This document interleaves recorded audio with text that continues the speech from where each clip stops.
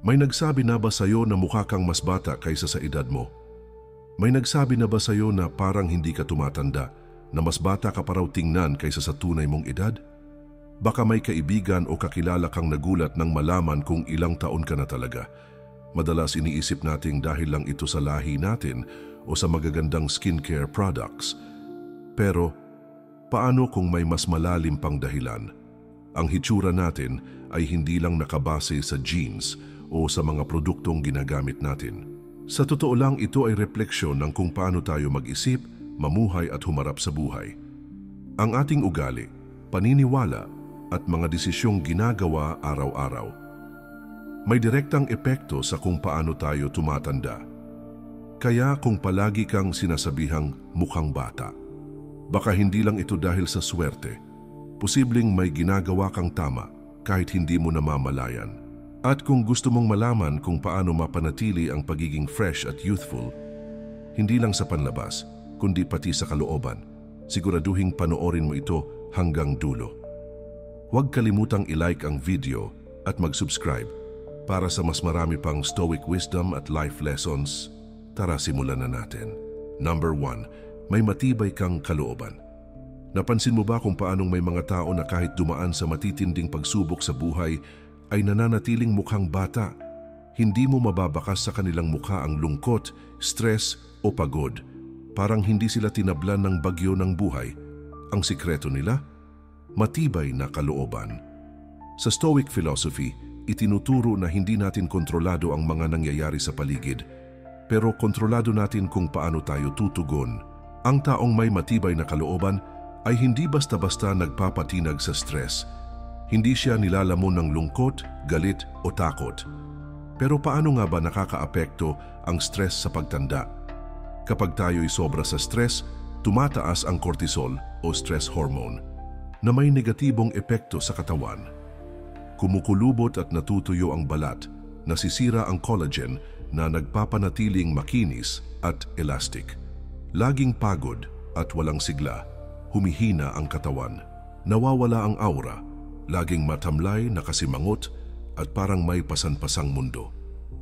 Marahil napansin mo na rin, may mga taong biglang tumanda matapos ang mabigat na problema. Ito ay dahil hindi nila nakontrol ang stress sa kanilang isipan at katawan. Ang stress ay hindi lang kalaban ng mental health, kalaban rin ito ng kabataan, sikreto ng mukhang bata, tatag ng loob. Ang mga taong mukhang bata, kahit may pinagdadaanan, ay may emotional resilience, ang kakayahang bumangon at magpatuloy. Hindi sila nagpapalunod sa lungkot o galit. Imbes na magreklamo, hinahanap nila ang solusyon. Tinatanggap nila ang mga bagay na wala sa kanilang kontrol at nagpo-focus sa kung ano ang kaya nilang baguhin. Paano may iwasan ang stress para hindi agad tumanda? Kung nais mong manatiling mukhang bata, hindi lang katawan ang dapat alagaan, kundi pati isipan at damdamin. Narito ang ilang Stoic-inspired tips. 1. Huwag dibdibin ang problema, gawin ang kaya mong solusyonan.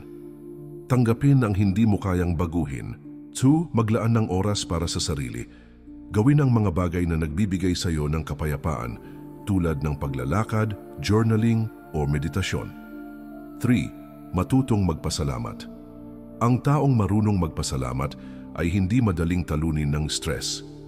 Gratitude shifts your focus from what's lacking to what's already enough. 4. Piliin ang mga laban. Hindi mo kailangang patulan ang bawat argumento o problema. Minsan ang tunay na lakas ay ang kakayahang palagpasin ang hindi mahalaga. 5. Panatilihin ang positibong pananaw. Ang pagiging optimistic ay nagpapagaan ng buhay. At kapag magaan ang loob mo, sumasabay ang aura mo. Hindi mo kailangang maging biktima ng stress. Kung nais mong manatiling mukhang bata, alagaan hindi lang ang katawan kundi pati ang kalooban. Ang pagiging matatag sa loob ay isang natural na anti-aging secret. Kapag natutunan mong kontrolin ang iyong emosyon, makikita mo ang epekto nito, hindi lang sa pakiramdam mo kundi pati sa aura mo. Sa dulo, hindi ang problema ang nagpapamukhang matanda sa atin, kundi kung paano natin ito hinaharap. Kaya kung gusto mong manatiling fresh at youthful, palakasin mo ang loob mo. Huwag magpatalo sa stress at isabuhay ang stoic mindset. ang pagiging kalmado sa gitna ng unos. Number 2, hindi ka takot sa pagbabago.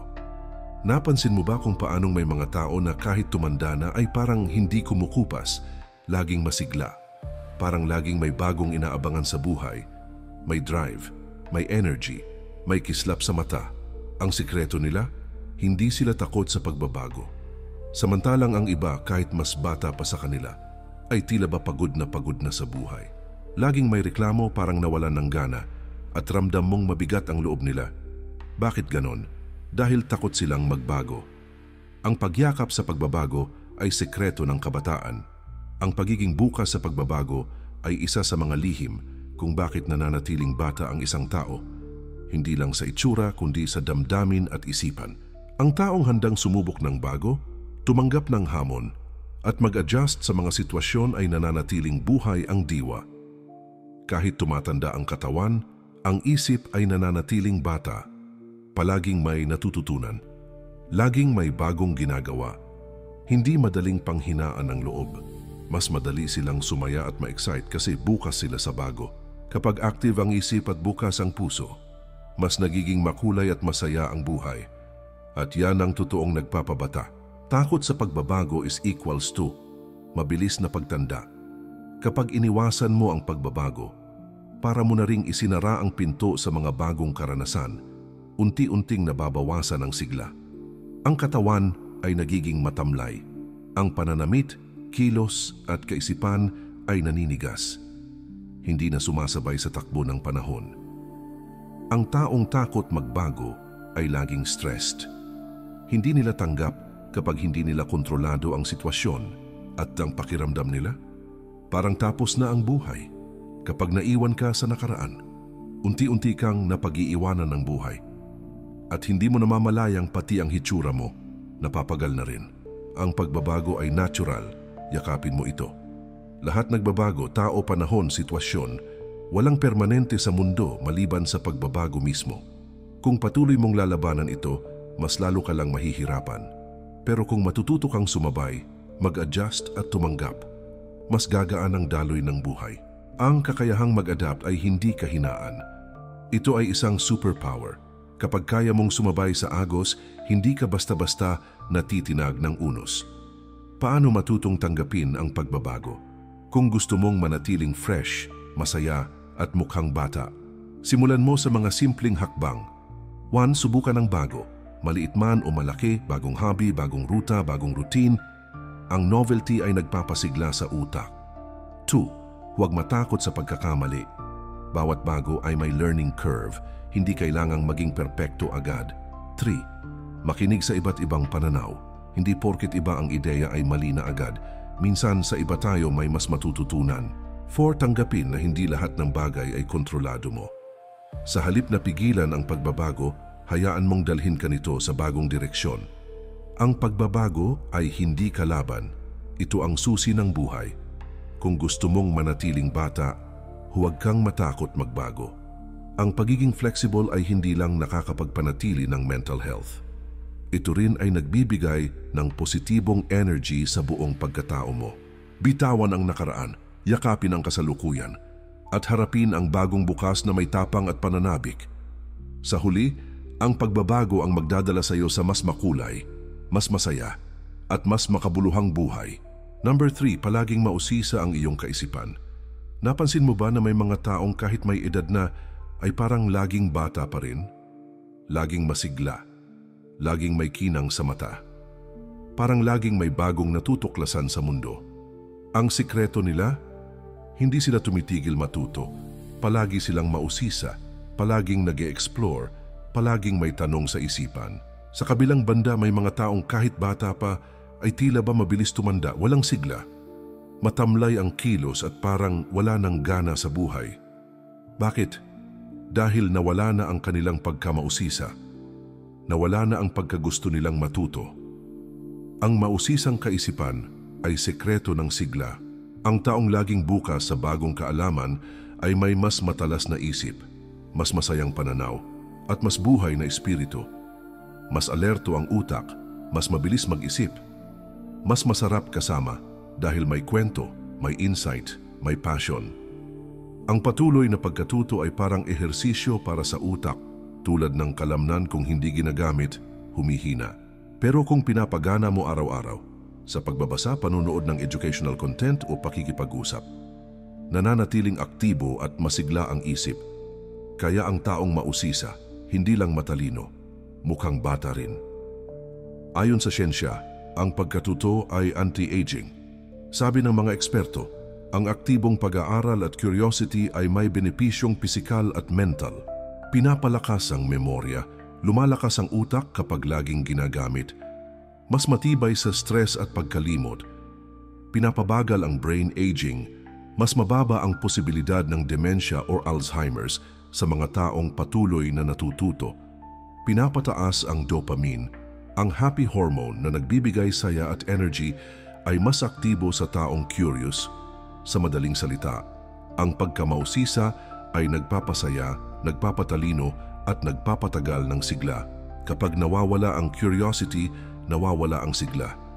Ang taong hindi na interesado sa bagong kaalaman ay parang umiikot na lang sa parehong araw, paulit-ulit, walang kulay. Madaling mabagot, madaling mawalan ng gana, nawawala ang excitement sa buhay. At dahan-dahang bumabagal ang takbo ng isipan. Hindi dahil tumatanda ang katawan, kundi dahil hindi na ginagalaw ang utak. Paano mapapanatili ang pagkamausisa kung gusto mong manatiling masaya, masigla at mukhang bata? Gawin mong lifestyle ang pagkatuto. 1. Magbasa o manood ng educational content araw-araw. Kahit ilang minuto lang. Malaking tulong ito sa utak. 2. Magtanong at mag-explore. Huwag matakot magtanong. Mas maraming tanong equals to mas maraming sagot at mas maraming learning. 3. Subukan ang bagong hobby o karanasan. Hindi kailangang malaki. Kahit bagong recipe, bagong ruta o bagong paraan ng pag-iisip. 4. Makipag-usap sa iba't ibang tao. Sa pakikinig sa iba, may mga aral kang mahahanap na wala sa libro. 5. Maglaan ng oras para sa self-improvement. Hindi natatapos ang pag-aaral sa paaralan, pag-aralan kung paano ka magiging mas mabuti bilang tao, kaibigan at nilalang. Ang pagkamausisa ay ugali ng isang bata ang puso. Hindi lang ito tungkol sa kaalaman. Ito ay tungkol sa pagkakaroon ng sigla sa buhay. Ang taong patuloy na natututo ay hindi lang mas matalino. Mas masaya, mas masigla at mas mukhang bata rin. Kaya kung gusto mong manatiling youthful, alagaan mo hindi lang ang katawan kundi pati ang kaisipan. Mag-isip, magtanong, matuto. Dahil ang utak na buhay sa kaalaman ay utak na nagbibigay ningning sa buong pagkatao mo. Number 4, malaya mong naipapahayag ang iyong emosyon. Napansin mo ba? May mga taong magaan ang aura, laging fresh, parang wala sa kanila ang bigat ng mundo. Samantalang ang iba, kahit mas bata sa edad, ay mukhang pagod, mabigat ang loob, at parang laging may dinadala. Isa sa mga pinaka-hindi napapansin pero malalim na dahilan nito kung paano natin hinaharap at ipinapahayag ang ating emosyon. Ang taong expressive mas mukhang bata. Ang mga taong hindi takot magpahayag ng nararamdaman, masaya man, malungkot o galit, ay mas mukhang magaan, mas relaxed at mas buhay. Marunong silang tumawa ng totoo. Marunong ding umiyak kapag kailangan. Hindi nila kinukulong ang emosyon, kaya hindi rin sila kinakain nito. Ang taong totoo sa nararamdaman ay parang natural lang ang glow. Walang pretensyon, walang tensyon, kaya mas mukhang bata. Kapag naiipon sa loob, nakakapanira. Kapag hindi mo ipinapahayag ang emosyon, hindi ito basta nawawala. Naiipon ito sa loob. At sa kalaunan, nagmamanifest sa katawan. Natutuyo ang balat. Ang stress hormones ay sumisira sa collagen, nagdudulot ng wrinkles. Mabigat ang aura. Ang mga taong may kinikimkim ay madalas mukhang pagod, matamlay at parang walang sigla. Nagkakaroon ng tensyon sa mukha at katawan, parang laging galit o seryoso, kaya mabilis tumanda. Sa madaling salita, ang hindi pagpapahayag ng emosyon ay tahimik pero malalim na dahilan ng pagtanda. Ang katotohanan ay nakakagaan. Ang taong marunong magpahayag ng damdamin ay hindi lang mukhang bata. Mas masaya rin. Bakit? Dahil hindi naiipon ng stress. Dahil nagiging totoo sila sa sarili. Walang pagpapanggap, walang pagpapanggapang ngiti. Dahil malaya nilang nilalabas ang laman ng puso't isipan, kaya magaan ang dalang emosyon. Hindi ito tungkol sa pagiging impulsive. Hindi ito ibig sabihin na ilalabas mo lahat kahit kanino.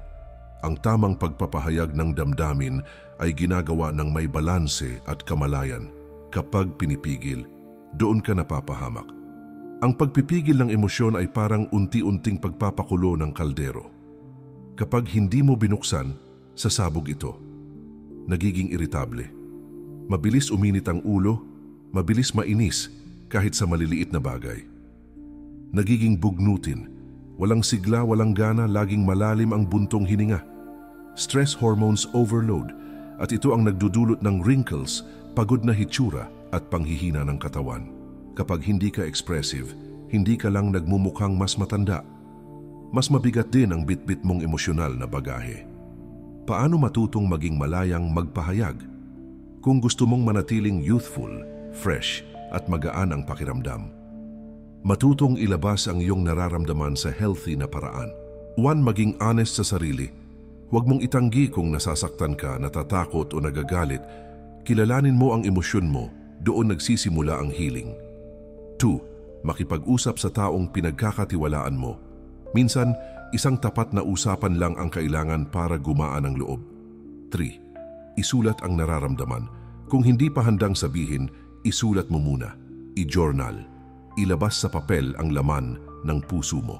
4. Gumamit ng creativity. Sayaw, musika, pagpipinta, pagsusulat. I-express mo ang emosyon sa malikhaing paraan. Ito ang therapy ng kaluluwa. 5. Huminga at mag-relax. Ang meditation at deep breathing ay simple pero makapangyarihang paraan para i-release ang tensyon. Ang emosyon kapag malaya ay nagbibigay sigla. Ang pagiging mukhang bata ay hindi lang dahil sa skincare o diet. Konektado ito sa kung paano mo dalhin ang sarili mo emotionally. Kapag hindi mo kinukulong ang emosyon, mas masaya ka, mas magaan ang pakiramdam, mas may ningning ang mukha mo. Kaya kung gusto mong manatiling fresh, huwag mong ipunin ang nararamdaman. Maging totoo sa sarili, magsalita kung kailangan, di umiyak kung masakit, tumawa kung masaya.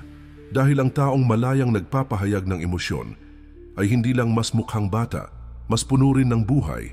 5. Pinapalibutan mo ang sarili mo ng positibong enerhiya. Napansin mo ba? Ang mga taong laging kasama ang mga toxic na tao ay parang laging pagod. Mabigat ang loob, mabigat ang aura, parang walang glow, walang sigla. At madalas, mas mabilis silang tumanda o hindi ito aksidente. Ang mga taong lagi mong kasama ay unti-unting nagiging bahagi mo. Ang enerhiya ng ibang tao nakakahawa. Kapag ang paligid mo ay puno ng stress, reklamo at drama, madali kang maubos. Parang virus ang negativity. Hindi mo man ito pinapansin, naaapektuhan ka pa rin. Unti-unti, bumibigat ang pakiramdam. Kahit wala ka pang ginagawa, drained ka na. Ayon sa pag-aaral, ang toxic environment ay may direktang epekto sa katawan. Tumataas ang cortisol o stress hormone. Nagkakaroon ng wrinkles, pagod na hitsura at mabigat na enerhiya. Mas tumataas ang posibilidad ng anxiety, depression at sakit sa katawan. Hindi mo man napapansin agad pero ang mga taong lagi mong kasama ay may epekto sa kung gaano ka kabilis tumanda. Positibong enerhiya nakakabata. Ngunit pansinin mo rin ang mga taong parang laging fresh, masayahin at puno ng sigla. Hindi sila perpekto pero napapalibutan sila ng positibong enerhiya. Kasama nila ang mga taong nakaka-inspire, hindi nakaka-drain. Alam nila kung kailan lumayo sa gulo at kung kailan magstay sa peace. Pinipili nila ang mga taong nagpapagaan ng buhay, hindi nagpapabigat. Ayon sa siyensya, ang positive social environment ay may mga benepisyo. Mas mababa ang stress hormones, mas maganda ang mental health at emotional balance, mas malakas ang immune system, at mas mataas ang serotonin at oxytocin, mga happy hormones na nagpapasaya at nagpapasigla. Sa madaling salita, ang good vibes ay nakakabata. Paano mo mapapalibutan ang sarili mo ng positibong enerhiya? Kung gusto mong manatiling mukhang bata at masaya, hindi lang healthy food at skincare ang solusyon, kailangan mo ring i-curate ang paligid mo. Narito ang ilang paraan. 1. Iwasan ang toxic. Kapag may kakilala kang laging nagdadala ng reklamo, inggit o drama, bawasan ang oras sa kanila. Protektahan mo ang peace mo. 2. Piliin ang may good vibes. Makisama sa mga taong may positibong pananaw, may goals at may malasakit. Yung mga taong kahit simpleng kwentuhan nakaka-energize. 3. Pakinggan ang epekto nila sa'yo. Kapag may taong laging nakakapagpabigat sa'yo, pansinin mo yon. Baka oras na para lumayo o maglagay ng boundaries. 4. Ikaw mismo maging source ng good energy. Kung gusto mong makasama ang magagandang tao, maging isa ka rin sa kanila. Ang energy mo ay magnet. Kapag masaya at positibo ka, dadami ang taong gusto kang makasama. 5. Ayusin ang physical space mo. Ang paligid ay may energy din. Linisin ang kwarto mo. Makinig sa music na uplifting. Gumawa ng mga bagay na nagpapasaya sa'yo. Hindi laging tao ang toxic. Minsan ikaw rin. Kaya mahalaga ring tanungin ang sarili. Ako ba'y nagpapasigla o nagpapabigat sa iba? Kung gusto mong makasama ang mga positibong tao, magsimula sa sarili. Baguhin ang mindset. Magpasalamat. Magsaya sa maliliit na bagay. Ang positive energy ay fountain of youth. Ang tunay na kabataan ay hindi lang sa pisikal na anyo. Ito ay nasa kalikasan ng iyong isip at damdamin. Kapag magaan ang loob mo, nagre-reflect ito sa mukha mo. Kapag masaya ang environment mo, nagiging bata ang energy mo. Kapag pinili mong maging mapayapa, positibo at bukas sa mabubuting tao, doon mo mararamdaman ang totoong kabataan. Kaya kung gusto mong manatiling fresh, light at puno ng sigla, palibutan mo ang sarili mo ng good energy mula sa mga tao, sa lugar at sa sarili mong mindset. Dahil ang taong puno ng positibong enerhiya ay hindi lang mas mukhang bata, mas masaya rin ang buhay. Number 6, nabubuhay ka ng may passion at layunin. Mapapansin mo agad. Ang taong may inspirasyon at layunin sa buhay ay parang laging may sigla. May ningning ang mga mata, may ngiti kahit pagod. Parang hindi sila natatablan ng stress o pagod. At hindi ito dahil sa swerte. Ito ay dahil alam nila kung bakit sila bumabangon bawat araw. May direksyon ang kilos, may apoy sa puso. Samantalang ang taong walang layunin o passion, madalas ay parang laging pagod, lutang o matamlay. Paulit-ulit ang araw, pero walang saysay ang kilos. Parang nabubuhay lang para mabuhay, hindi para maging buhay. Bakit nakakabata ang passion at layunin? Simple. Kapag may silbi ang bawat araw, may lakas kang hinuhugot mula sa loob. Ang passion ay nagbibigay ng natural na motivation at energy. Laging aktibo ang isip dahil laging may gustong matutunan o marating. Ang katawan ay sumasabay sa galaw ng inspirasyon. Ang mukha ay nagliliwanag dahil sa saya at fulfillment. Hindi mo kailangang pilitin maging masaya dahil ang passion mo ang nagsisindi ng liwanag sa loob mo at iyon ang lumalabas sa aura mo. Ayon sa siyensya, ang taong may passion ay mas mataas ang dopamine at serotonin, hormones ng kasiyahan. Mas malinaw mag-isip, mas maliksi ang katawan, mas malakas ang immune system, at mas mababa ang stress. Sa madaling salita, ang passion ay natural na anti-aging formula. Kapag wala kang passion, nawawala rin ang buhay sa mukha mo. Narito ang epekto kapag nawawala ang layunin sa araw-araw. Parang wala kang gana, kahit matulog, kahit gumising, nawawala ang excitement. Pumapayat ang isip, humihina ang loob. Madaling kapitan ng lungkot, boredom o depresyon. Bumabagal ang katawan, pati ang mukha ay lumulubog sa pagod at kawalan ng direksyon. At kapag tuluyang nawala ang passion mo, parang unti-unting nauupos ang apoy sa loob mo. Paano mo mahahanap ang passion at layunin mo? Kung sa ngayon ay pakiramdam mong nawawala ka sa direksyon, okay lang. Ang layunin ay hindi kailangang madali, pero pwedeng masimulan muli. Narito ang mga simpleng hakbang. 1. Balikan ang dati mong kinahiligan. Ano ang mga bagay na minsan ay nagpapasaya sa'yo? Musika ba yon? Pagsusulat? Pagluluto? Minsan, Ang luma mong hilig ay ang tunay mong passion. Kailangan mo lang itong muling buhayin. Subukan ang bago. Minsan ang tunay mong passion ay nasa bagay na hindi mo pa nasusubukan. Painting, vlogging, business, volunteering, ang bawat bagong karanasan ay pwedeng magbukas ng bagong layunin. 3. Makisama sa mga taong may inspirasyon. Ang passion ay nakakahawa. Kapag kasama mo ang mga taong may layunin sa buhay, nahahawa ka sa apoy nila. 4. Gumawa ng maliliit na hakbang araw-araw. Hindi kailangang biglaan. Ang passion ay lumalalim sa bawat maliit na pagkilos. Basta't may progress, may buhay. 5. Tanungin ang sarili. Ano ang ginagawa ko na kahit matagal na, hindi ko napapansing lumilipas ang oras? Doon mo kadalasang matatagpuan ang tunay mong passion. Ang ginagawa mo hindi dahil kailangan, kundi dahil gusto mo. Ang passion ay fuel ng mukhang bata at masayang buhay. Kung gusto mong manatiling fresh at youthful, hindi lang katawan ang dapat inaalagaan, kundi pati puso at isip. Ang passion ay hindi lang pang-career. Ito ay tungkol sa pagiging buhay habang nabubuhay. Ito ang dahilan ng sigla sa mukha. Ito ang apoy sa likod ng bawat ngiti.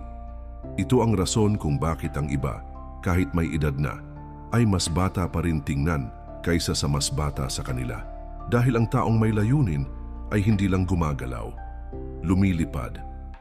Find your fire. Alagaan ang apoy mo. Sa huli, ito ang tanong. Ano ang nagbibigay saysay sa buhay mo? Kapag natagpuan mo ito, panghawakan mo. Dahil ito ang magpapabata sa iyo, hindi lang sa mukha kundi sa puso't kaluluwa mo. Ang taong may passion ay mas masaya, mas puno ng sigla. Ato, mas mukhang bata.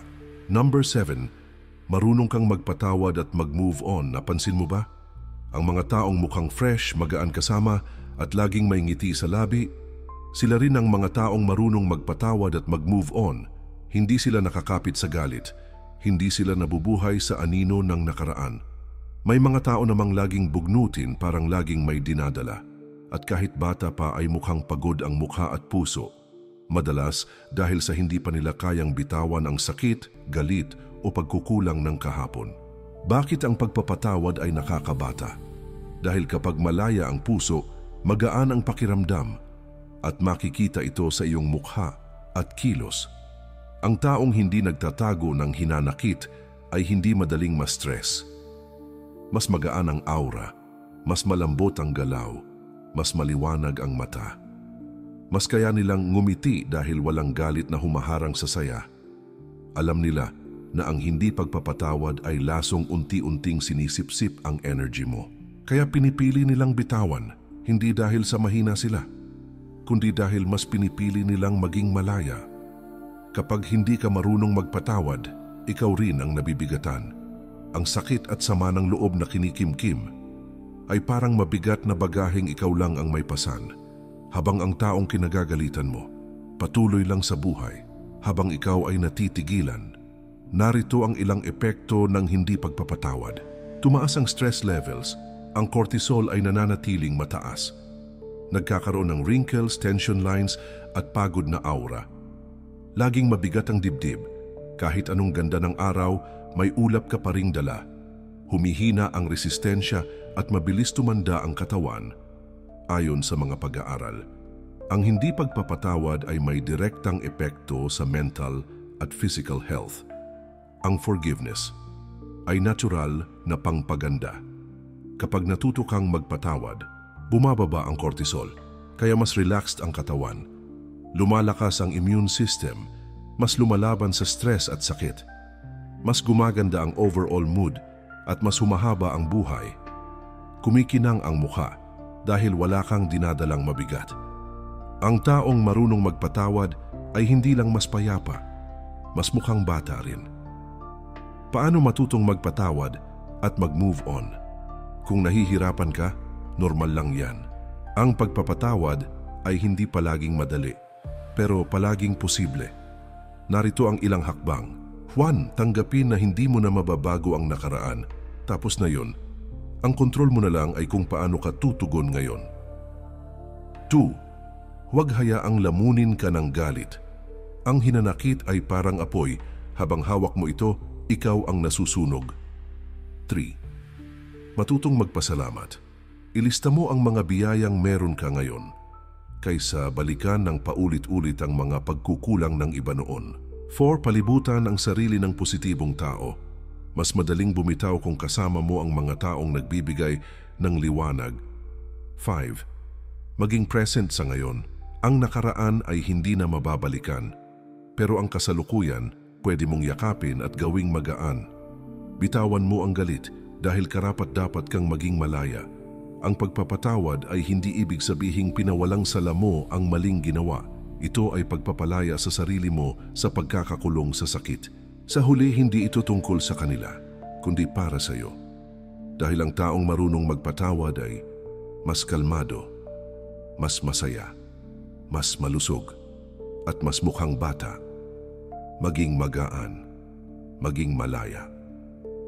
Kung gusto mong manatili ang freshness at youthful energy mo, huwag mong hayaang sirain ng galit ang ganda ng kasalukuyan. Bitawan mo ang sakit. Patawarin mo na, hindi para sa kanila, kundi para sa kapayapaan at kagaanan ng puso mo. Dahil sa dulo, ang pinakamagandang glow ay galing sa isang pusong malaya. Ang pagiging mukhang bata ay hindi lang dahil sa genes mo o kung anong skincare routine ang gamit mo. Mas mahalaga kung paano ka mag-isip, kung ano ang ugali at mindset mo araw-araw, at kung paano ka humaharap sa buhay. Paano ka mag-handle ng stress? Paano ka mag-move on mula sa sakit ng nakaraan? Sino ang madalas mong kasama? Lahat ng ito may direktang epekto sa hitsura mo, sa enerhiya mo, at higit sa lahat, sa kalusugan ng isip at damdamin mo. Ngayon gusto kong marinig ang kwento mo. No ang pinaka-wild na age mistake na sinabi sa'yo? May nagsabi na bang mukha kang 5, 10 o 15 years younger kaysa totoong edad mo? I-share mo yan sa comments. Gusto kong mabasa at matuwa kasama mo. At kung gusto mong patuloy matuto ng Stoic wisdom at mga payo para sa mas kalmadong, mas maayos at mas makabuluhang buhay, huwag kalimutang mag-subscribe.